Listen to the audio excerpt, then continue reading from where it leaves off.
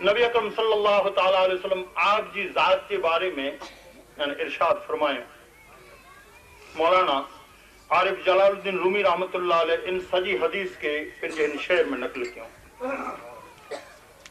चिंताज मीर रवद चू जिंदगां बर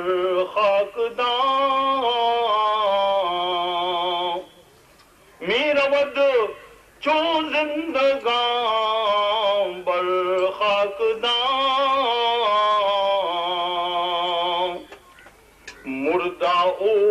जानिश शुदा बर आसमां चिंताज अगर हिन जमीन मथे कंहिं मुर्दे के हलंदो फिरंदो अगर कोई नेरण मंगदो हुए तो सिद्दीक़ अकबर जी ज़ात के नेरे गिने हुजूर फरमाए जेको मुर्दो ज़मीन ते